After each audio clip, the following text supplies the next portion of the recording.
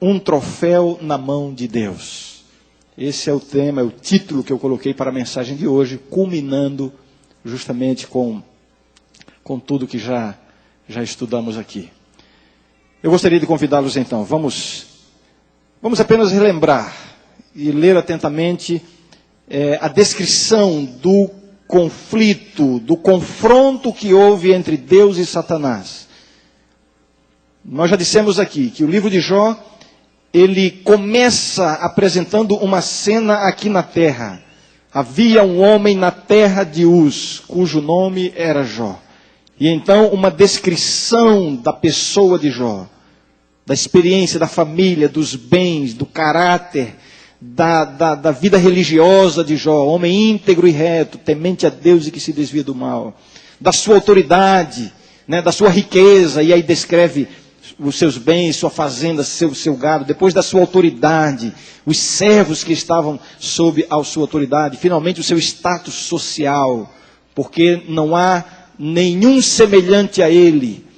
De repente, a cena começa, o texto começa a descrever a experiência com a família de Jó, os filhos de Jó. Jó como sendo um sacerdote, intercedendo por seus filhos. Um homem de Deus, um homem consagrado, dedicado a Deus. E reconhecido por isso. De repente a cena é transportada daqui da terra para este concílio entre Deus e os anjos. Deus e os seus filhos, e essa expressão aqui aponta para os anjos não caídos. E aí ocorre o primeiro confronto, porque Satanás comparece a esta reunião. E há um desafio entre Satanás e Deus. E aí Deus autoriza, Satanás vem, acaba com todas as posses de Jó, mata os seus filhos. Ainda assim Jó continua leal a Deus. Depois a cena volta para o concílio entre Deus e os seus anjos, e Satanás está lá novamente. Um novo confronto entre Deus e Satanás. Um novo desafio é lançado. E aí Satanás vem, autorizado por Deus, e agora toca no corpo de Jó. Coloca sobre Jó uma enfermidade terrível.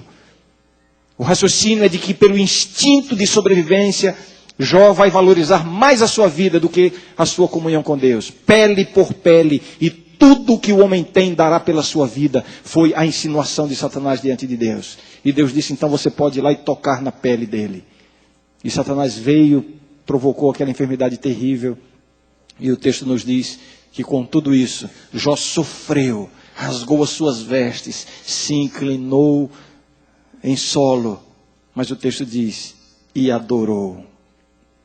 Um troféu na mão de Deus. O diabo sai completamente derrotado. O livro de Jó é um dos livros mais queridos, mais apreciados e mais elogiados ao longo da história da humanidade. Por outro lado, é um livro que tem levantado sérios questionamentos e muita polêmica. Uma das questões envolvidas por aqueles que não amam o livro de Jó, eu às vezes digo assim, o livro de Jó ele divide as opiniões aos extremos. Aqueles que conseguem ter uma compreensão da mensagem de Deus no livro de Jó, passam a amar este livro. Alguns personagens na história, algumas celebridades na história, chegam a dizer que o livro de Jó seria a mais bela obra literária produzida na história da humanidade. Por outro lado, aqueles que não conseguem compreender a mensagem de Deus, chegam a odiar o livro de Jó, chegam a questionar o caráter de Deus e até a existência de Deus por causa da história de Jó.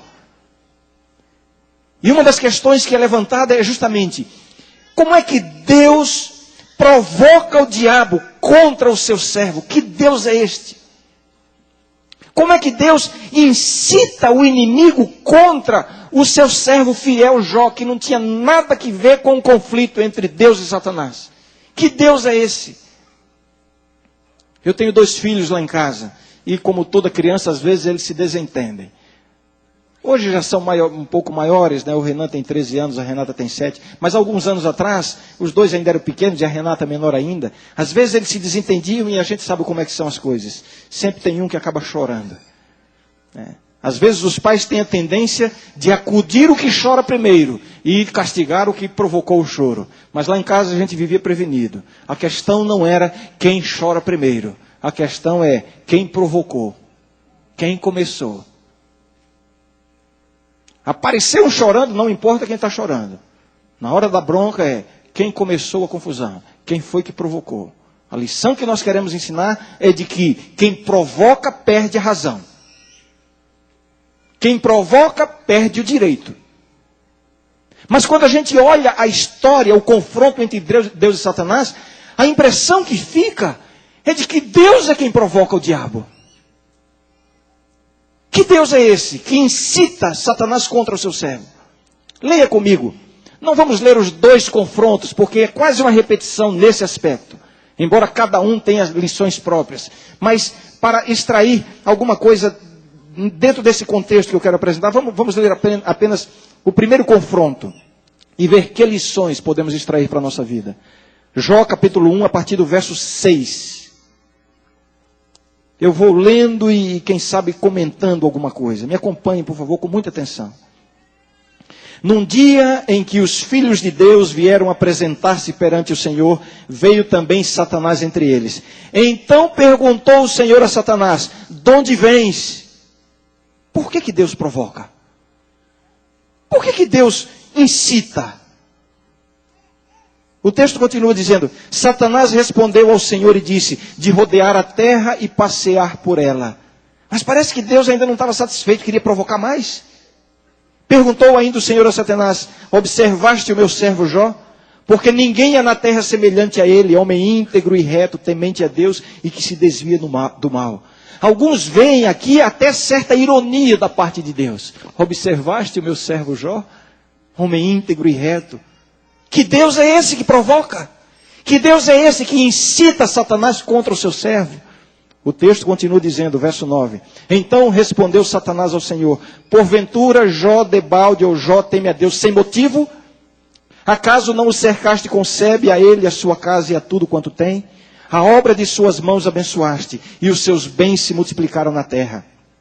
Estende, porém, continua Satanás, estende, porém, a mão e toca-lhe em tudo quanto tem, e verás se não blasfema contra ti na tua face.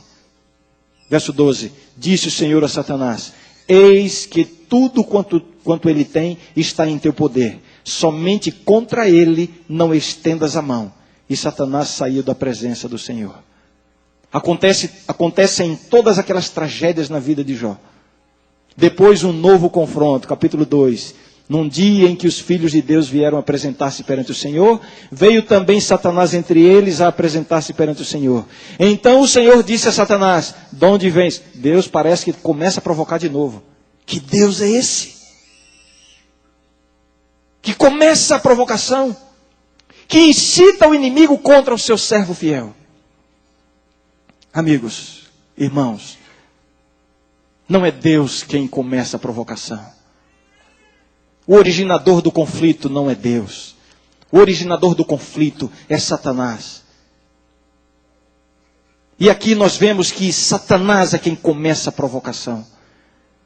Porque o texto descreve este concílio entre Deus e os seus filhos, Deus e os anjos leais. Satanás não tinha sido convidado. Ele compareceu como um intruso. Ele veio como um penetra. A própria presença dele já é uma provocação, é um desafio. Ele entra naquela assembleia, quem sabe tentando impor a influência sobre os próprios anjos, influência que ele tinha antes de ser expulso, quando ainda era Lúcifer, o mais poderoso de todos os anjos. Então ele comparece a essa assembleia de forma arrogante, e entra sem ser convidado. Esta é a primeira provocação.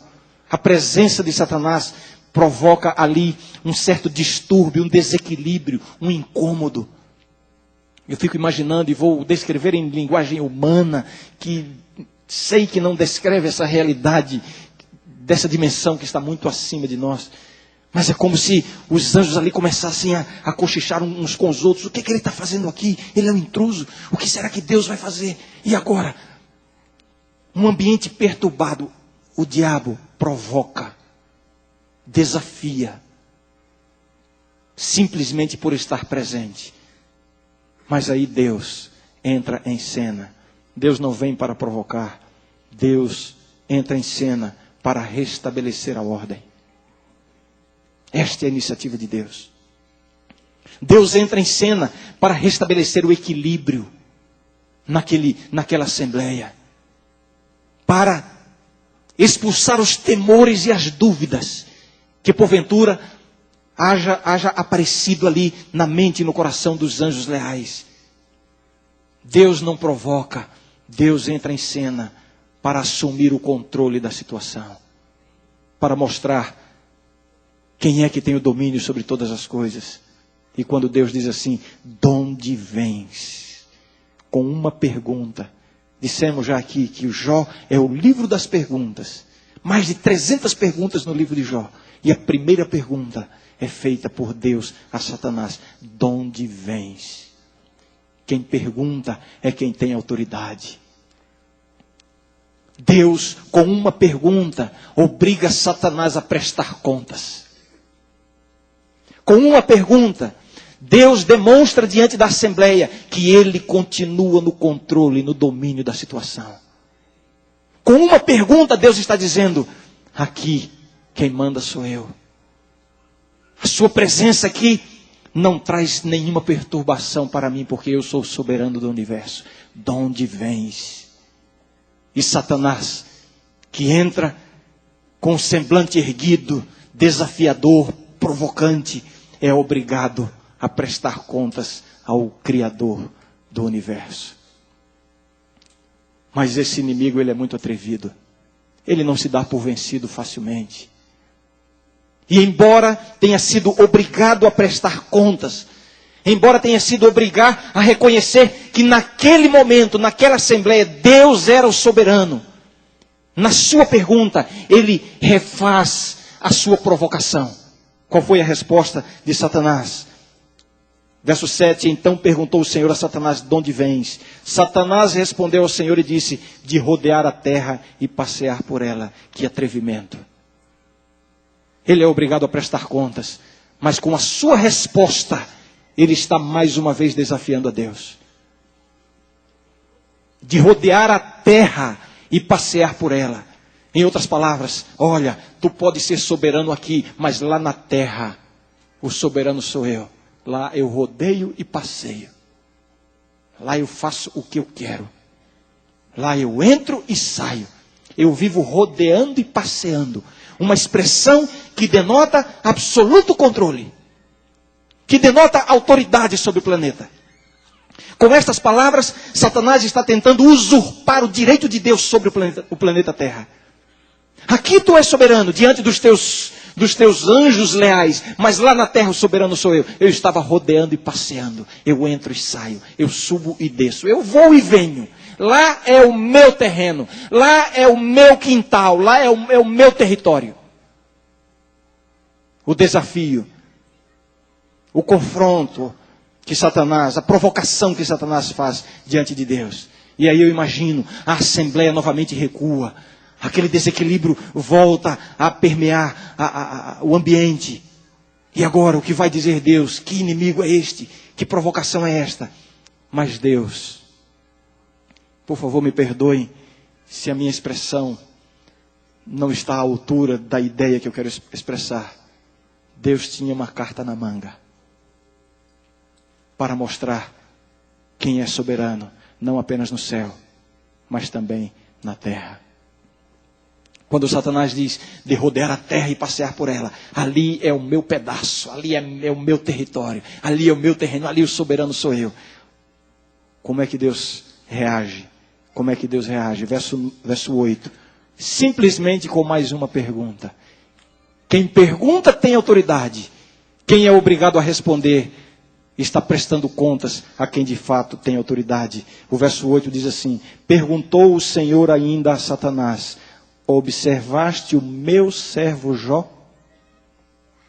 Porque ninguém há na terra semelhante a ele, homem íntegro e reto, temente a Deus e que se desvia do mal. Que Deus extraordinário esse. Com uma pergunta ele restabelece a ordem. Primeiro Deus diz assim: aqui eu sou o soberano. De onde vens? Eu pergunto e tu prestas conta. Satanás reconhece, aqui tu és o soberano, mas lá na terra quem manda sou eu. Lá eu rodeio e passeio. Aí Deus tem a sua carta na manga. Observaste o meu servo Jó? Já estudamos aqui o que significa essa palavra observaste. Ela tem uma conotação militar. A ideia de um exército que cerca uma cidade murada e fica observando, procurando uma fragilidade, um ponto vulnerável para entrar e derrotar. E então Satanás admite que estava fazendo isso com Jó, que já vinha fazendo isso com Jó. Na sua resposta, implicitamente ele admite que observou Jó, que tentou encontrar uma brecha, uma fragilidade, um ponto vulnerável para levar Jó a ser desleal a Deus, mas não conseguiu. O diabo é obrigado a admitir que na terra há alguém que é leal a Deus. E vejam como Deus pergunta: observaste o meu servo Jó? Porque ninguém há na terra. Satanás tinha dito na sua resposta de rodear e passear pela terra. Ele tinha dito que aqui na terra ele rodeava, passeava, que aqui era o terreno dele, que aqui ele era soberano, que isso aqui pertence a ele. Ele insinua que ele tem absoluta autoridade aqui no planeta Terra, desculpem. E aí Deus diz: observaste o meu servo Jó? Deus não diz assim: observaste a Jó? Talvez fosse suficiente. Mas Deus faz questão de novamente, com uma pergunta, restabelecer a ordem. Botar os pingos nos is. E deixar claro quem é o soberano. Não apenas no céu, mas também na terra. Observaste o meu servo? Lá, na terra que tu dizes que é teu território. Lá no teu terreno, lá no teu quintal, onde você diz que faz e acontece. Onde você diz que sobe e desce, que rodeia e passeia, que entra e sai, que você tem autoridade. Pois é. Pois é. Lá, no teu terreno, tem alguém que não te pertence. É meu. Olha só, a vida de Jó foi uma evidência da soberania de Deus e do poder de Deus sobre o diabo, no céu e na terra. Ninguém há na terra. Deus poderia dizer, ninguém há semelhante a ele, seria suficiente. Mas como Satanás tinha dito, de rodear e passear pela terra, Deus diz, pois é, ninguém há na terra, lá no teu terreno, lá no teu quintal, ninguém há na terra semelhante a ele, o meu servo, não é teu, é meu. Lá no teu terreno, mas ele não é teu, ele é meu. Íntegro e reto, temente a Deus e que se desvia do mal. Ou seja, Jó é uma evidência de que tu não tens nenhuma autoridade em lugar nenhum, nem mesmo na terra. Que Deus extraordinário. Este Deus que tem absoluto controle sobre todas as situações da vida. Esse Deus que nunca é pego de surpresa com os ataques e as acusações de Satanás. O pecado não surpreende a Deus. Quando você falha, quando você desanima e você pensa assim, Deus está decepcionado comigo. Deus nunca se decepciona com você. Porque Deus, Ele espera de nós o melhor por um lado. Mas por outro lado, Ele também já espera o pior. E Ele já está prevenido. Ele já sabe como lidar com isso. Jesus é apresentado na Bíblia como o Cordeiro de Deus, que foi morto desde a fundação do mundo. Quando o pecado apareceu, Deus já estava prevenido, já havia um plano estabelecido. O pecado não surpreende a Deus. Deus não perde o controle das situações que nos envolvem. Observaste o meu servo Jó, porque ninguém há na terra semelhante a ele. Mas agora Satanás, uma vez mais, ele não se dá por vencido. Ele é um inimigo insistente. Ele é teimoso. E agora ele se volta para Deus. E uma vez mais, embora tendo que prestar contas, admitindo a soberania de Deus diante dos seus anjos leais, embora insinuando que ele tem autoridade aqui sobre a terra e que o soberano aqui é ele, o diabo, mas agora ele é confrontado com uma situação em que ele fica num beco sem saída, porque de fato ele não podia questionar a integridade de Jó. Ele não podia questionar a vida de Jó. Contra fatos não há argumento. Um homem que vivia nos caminhos de Deus. O que ele ia dizer? Se ele não pode contestar, questionar a vida de Jó, então ele questiona a motivação de Jó. E o diálogo continua no verso 9. Então respondeu Satanás ao Senhor: porventura Jó teme a Deus sem motivo? E aí descreve todas as bênçãos que Jó recebe de Deus. Em outras palavras, Satanás está dizendo assim: é verdade, é teu servo. É verdade, ele está lá no meu terreno, mas eu não consegui uma brecha para destruí-lo. É verdade, ele continua sendo respeitado como um filho teu, como um servo leal e fiel. É verdade, eu não tenho argumentos para contestar isso, mas no fundo ele não é teu, ele é meu. Porque embora ele tenha uma vida dessa forma, a sua motivação está errada. Ele não é teu coisa nenhuma, ele é meu. Acaso Jó te teme sem motivo? Ele é muito bem pago para ser fiel a ti. A sua motivação não é correta, ele não é teu coisa nenhuma. Aliás, vocês têm entre si um jogo de interesses. Vejam o que pode estar implícito aqui nessas declarações. Vocês têm um jogo de interesses. Acaso Jó teme a Deus sem motivo? Em outras palavras, tu és o Criador, o soberano, tu queres a adoração da criatura. Então, tu ofereces a Jó as tuas bênçãos, para que Jó te adore, e aí tu recebes o que tu queres. E Jó, como criatura, quer receber as tuas bênçãos. E ele sabe que se ele te adorar, ele vai ser abençoado. E assim um joguinho de interesses. Cada um dá para o outro o que o outro quer e recebe o pagamento por isso. Esta é a insinuação do diabo, sempre questionando o caráter dos filhos de Deus e com isso, questionando o caráter do próprio Deus. A grande acusação de Satanás neste grande conflito cósmico, quando começou lá, quando ele ainda era Lúcifer, é exatamente esta: questionar o caráter de Deus. E agora, eu fico tentando imaginar o ambiente que se forma diante deste confronto. Duelo de gigantes, alguém poderia dizer. Os anjos leais observando. Deus fala, a ordem volta. O equilíbrio, absoluto controle. Mas aí vem Satanás e questiona, estabelece a desordem. E agora? Quando o diabo insinua que a motivação de Jó é equivocada, que resposta Deus poderia dar? Que resposta Deus poderia dar?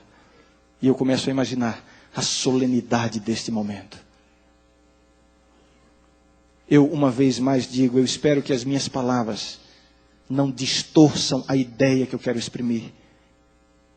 Mas parece que Deus fica refém de uma testemunha humana para ter o seu caráter vindicado diante do universo. Deus agora se submete a essa situação. Deus não precisava disso. Deus é o soberano, Ele é o Criador, Ele não precisava se submeter a isso. Mas Ele se submete por amor a nós, por amor ao seu universo criado, o universo inteligente, que está observando este confronto. E Ele então faz o desafio, não porque Ele tenha desafiado, mas é o meio que Ele tem para vindicar o seu próprio caráter e restabelecer a ordem. Ele diz: Satanás, você diz que a motivação de Jó é equivocada, então pode ir lá e tirar a motivação que você acha que é. Você acha que a motivação dele são os bens, a riqueza e tudo isso? Então tire a motivação dele e vamos ver o que acontece. Que risco! Eu tremo, meus queridos, eu tremo com o senso da solenidade de saber que Deus correu riscos por nossa causa. Jesus veio a este mundo e foi um risco para Deus. A vinda de Cristo não foi uma dramatizaçãozinha, assim, não, está tudo programadinho. Jesus vem, tem as batalhas, mas no fim ele vai vencer, está tudo. Nada disso. Jesus veio a este mundo, veio à terra, com a real possibilidade de cair na tentação. Isso está claro na descrição do Espírito de profecia. Que risco! Que Deus é esse? Que corre esses riscos por minha causa e por sua causa. E agora num momento tão solene, num confronto de implicações tão abrangentes, Deus se submete a deixar o seu caráter, a sua imagem, a sua reputação dependentes de um homem pecador. Mas que vitória!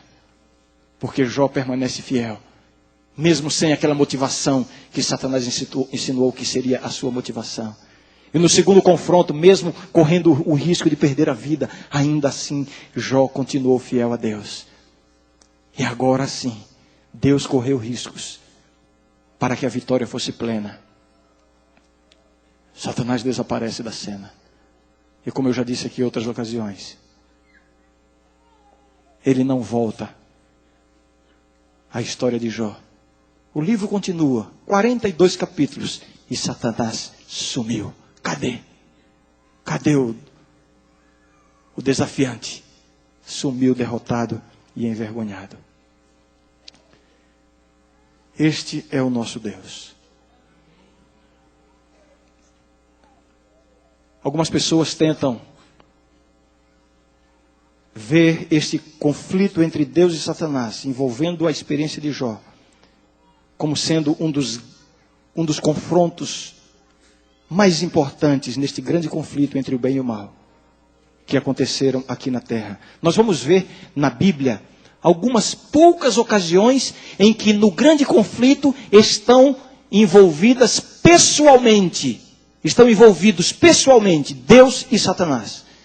Particularmente, há 3 momentos em que no grande conflito entre Deus e Satanás se vê a presença pessoal de Deus e o diabo envolvendo alguém. O primeiro deles foi lá no Éden, com o primeiro homem, Adão. Ali no jardim do Éden, ali está a pessoa de Deus na criação e também advertindo quanto ao tentador. Em seguida está a pessoa de Satanás incorporada na serpente.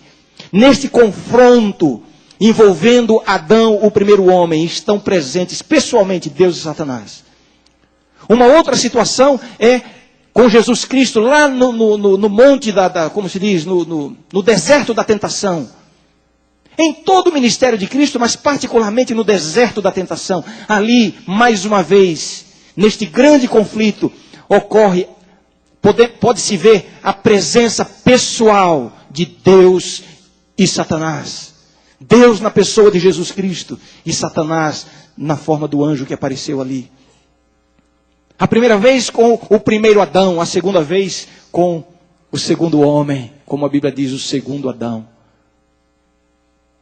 Mas acontece que na história de Jó também há um confronto, há uma participação pessoal entre Deus e Satanás, envolvendo o conflito na vida de Jó.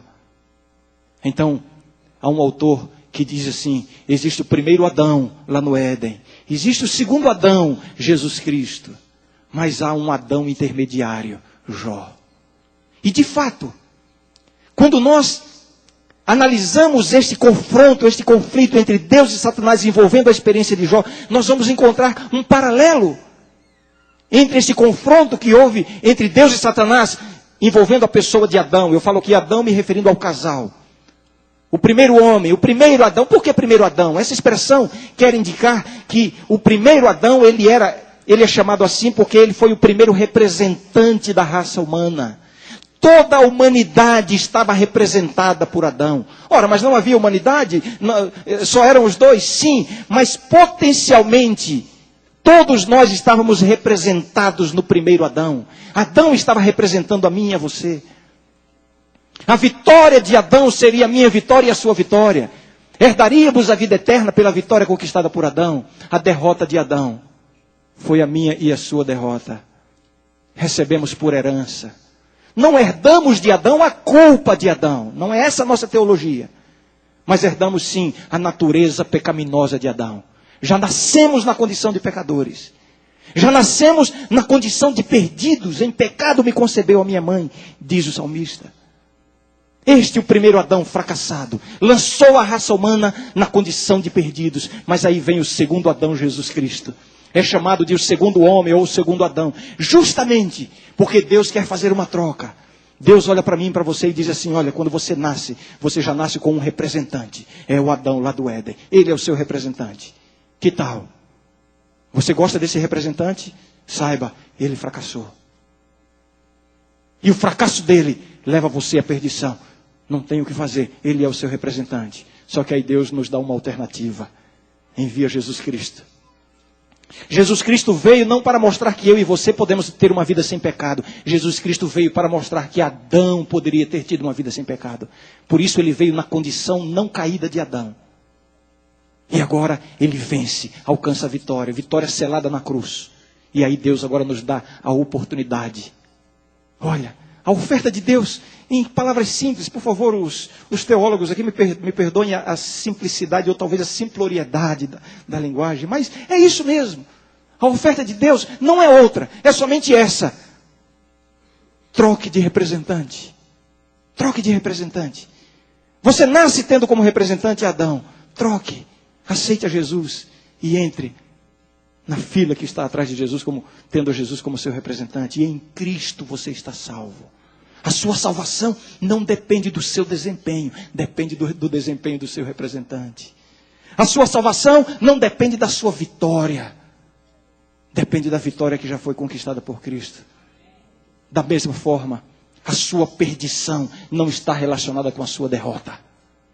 A sua perdição está relacionada simplesmente com o fato de você não ter a Jesus como seu representante. Ou seja, ninguém vai se salvar porque deixou de pecar. E ninguém vai se perder porque pecou. Quem se salvar, salvar-se-á porque tem a Jesus como seu representante. E quem se perder, perder-se-á porque permaneceu no primeiro Adão. E onde é que Jó entra nessa história? O Adão intermediário. Eu já estou um pouco preocupado com o tempo aqui, mas o assunto é tão envolvente, tão extraordinário. Jó, o Adão intermediário. E nós vemos aqui, de fato, um paralelo na experiência, no grande conflito envolvendo Jó e a história que aconteceu lá no Éden. Mas este paralelo, ele é marcado não por semelhanças, e sim por contrastes. E nestes contrastes, nós vamos encontrar inspiração e motivação para as nossas próprias lutas. Jó foi o primeiro grande troféu de Deus. Uma vez eu li um autor e ele tentava ilustrar estes confrontos pessoais entre Deus e Satanás como uma luta de boxe de 3 rounds. No primeiro round, lá no Éden, infelizmente, o diabo venceu. Mas no segundo round, intermediário em Jó, o diabo foi derrotado. Deus saiu vitorioso. E no terceiro round, em Cristo, Satanás foi nocauteado. Ali foi selada a vitória de Deus sobre o diabo. No Éden, Adão foi derrotado. Na terra de Uz, Jó foi vitorioso. Eu estou destacando aqui este paralelo marcado por contrastes entre o primeiro Adão e aquele que estou chamando aqui de o Adão intermediário, Jó. A tentação sobre Adão no Éden consistiu em oferecer a ele mais do que Deus lhe tinha dado. É verdade que Deus disse que vocês não podem comer de toda árvore, insinuando que Deus tinha dado pouco. Deus não quer que vocês experimentem, porque vocês serão conhecedores do bem e do mal. Em outras palavras, Deus está oferecendo muito pouco. Sereis como Deus. Do jeito que Deus fez vocês, foi muito pouco. A tentação no Éden consistiu em oferecer a Adão mais do que Deus lhe havia dado. A tentação na terra de Uz consistiu em retirar o que Deus havia dado. No Éden, Adão foi tentado a ser desleal a Deus para receber mais. Na terra de Uz, Jó foi tentado a ser desleal a Deus ao perder o que Deus lhe havia dado. Lá no Éden, nós vemos Satanás na terra acusando a Deus diante do homem. É verdade que Deus disse que vocês sempre, de alguma forma, tentando desfigurar o caráter de Deus. No Éden, Satanás está na terra acusando Deus diante do homem. Na terra de Uz, Na história do homem da terra de Uz, nós vemos diante de Deus, Satanás acusando o homem. Acaso Jó teme a Deus sem motivo? O cenário. Vejamos agora o contraste que há entre o cenário. Adão no jardim do Éden. O jardim perfeito. Jó na terra de Uz. Havia um homem na terra de Uz chamado Jó, cujo nome era Jó. Que terra de Uz era esta? E quando eu estava estudando esse tema, eu me surpreendi ao ver que não há claramente uma definição de que lugar exatamente era este. No meu estudo eu identifiquei pelo menos 5 ou 6 possibilidades de acordo com os estudiosos e os intérpretes aí do texto bíblico. Não há claramente uma informação sobre onde é a terra de Uz. Talvez seja aquela região a leste ou sudeste da Palestina, ao norte de Edom. Mas se Deus não permite ou não permitiu que nós identificássemos exatamente quais eram os limites da terra de Uz, por que menciona de forma tão destacada havia um homem na terra de Uz? Sabe por quê? Porque aqui o que interessa não é onde era a terra de Uz. Parece que o que interessa aqui é onde não era a terra de Uz. O que se sabe sobre a terra de Uz é que a terra de Uz não estava no território que posteriormente foi delineado como a nação de Israel. A terra de Uz estava fora da terra que Deus preparou para o seu povo. Podemos dizer, a terra de Uz não era a terra de Deus, era a terra dos homens. Agora, Adão, lá no jardim de Deus, no jardim perfeito, foi culpado, caiu. Jó, não no jardim de Deus, mas na terra dos homens, num lugar imperfeito, ele foi fiel a Deus. Adão, em um mundo perfeito, caiu. Jó, em um mundo imperfeito, permaneceu em pé. Adão, vivendo em completa inocência, foi culpado. Jó, vivendo na condição de pecador, foi inocente aos olhos de Deus. É por isso que Deus afirma com tanto orgulho: observaste o meu servo Jó, homem íntegro e reto, temente a Deus e que se desvia do mal. Este foi o troféu da vitória de Deus sobre o diabo. Agora, meus queridos, em que sentido essa experiência nos diz respeito, essa história nos diz respeito?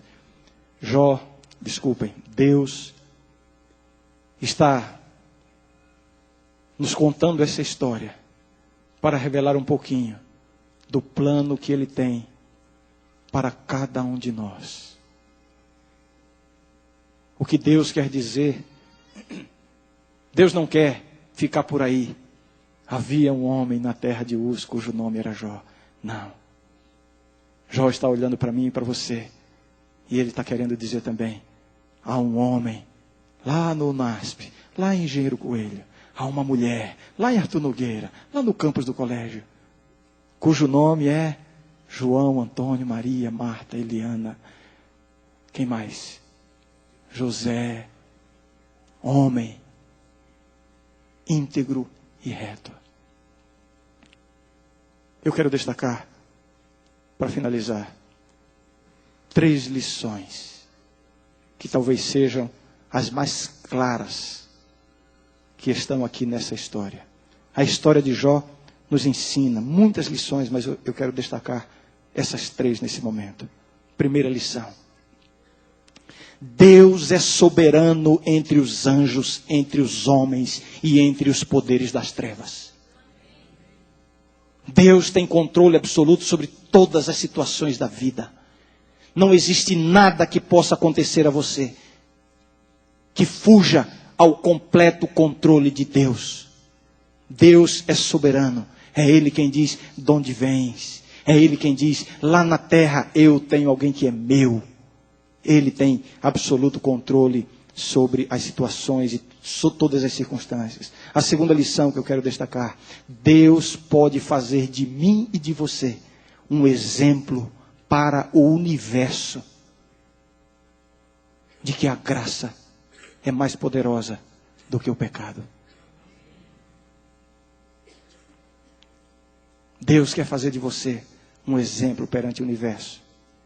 Uma demonstração viva de que a graça é maior do que o pecado. Não importa qual seja o pecado.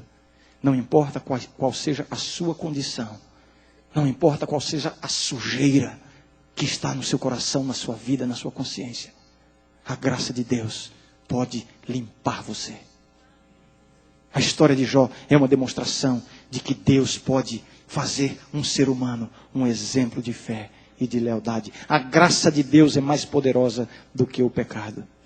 E finalmente, a terceira lição que eu quero destacar é que é possível ser fiel a Deus, mesmo em circunstâncias desfavoráveis. Às vezes nós somos colocados em situações em que servir a Deus se torna algo muito difícil. Eu tenho visto que para alguns parece que Deus não exige muito, mas para outros parece que Deus exige demasiado. Para alguns Jesus disse: volta para a tua casa, para os teus parentes e para os teus amigos. Seja um servo meu ali, no seu lugar. Mas para outros, Jesus diz assim: vai, vende tudo o que tens, dá aos pobres, depois vem e segue-me. Parece que é mais difícil. Deus sabe o que fazer e como proceder com cada um. Às vezes o chamado de Deus, o convite de Deus, é algo muito difícil de ser respondido, de ser aceito. Mas olha, quando Deus chama, você só tem uma alternativa inteligente: aceitar o convite. Quando Jesus chama, para onde é que você quer ir? Só há um lugar: os braços de Jesus. E a história de Jó nos ensina que por mais difícil que seja atender ao convite de Jesus, por mais implicações que isso lhe traga, por mais prejuízos que isso lhe dê, é possível ser fiel a Deus. Deus vai abrir as portas. Eu tenho visto Deus chamar alguns, e em lugar de lhe exigir algumas coisas, Deus multiplica o que ele já tem. Mas eu tenho visto Deus chamar alguns que, para atenderem o chamado de Jesus, precisaram abrir mão de tudo o que têm. Às vezes abrir mão de amigos, às vezes abrir mão do convívio familiar. Eu tenho visto jovens, moças e rapazes sendo expulsos de casa e se submetendo a isso por amor a Jesus. Aqueles que compreenderam claramente o que significam as palavras: aquele que amar mais ao pai, à mãe, aos irmãos, às irmãs mais do que a mim, não é digno de mim. Eu tenho visto Jesus pegar a vida de algumas pessoas, e quando convida essas pessoas e essas pessoas aceitam, eu vejo Jesus encher a vida dessas pessoas de bênçãos, de felicidade, de alegria. Mas eu tenho visto e participado da experiência de algumas pessoas que parece que é o contrário que acontece. Sabe o que Deus está querendo mostrar a nós com tudo isso? É que só existe uma coisa realmente importante na vida. Não é o que você tem, o que você não tem, o que você recebe, o que você perde. Nada disso tem real importância. A única coisa realmente importante na vida é estar com Jesus. E Jesus nos convida. Quando Jesus chama, a única resposta sensata é dizer: Senhor, eu aceito.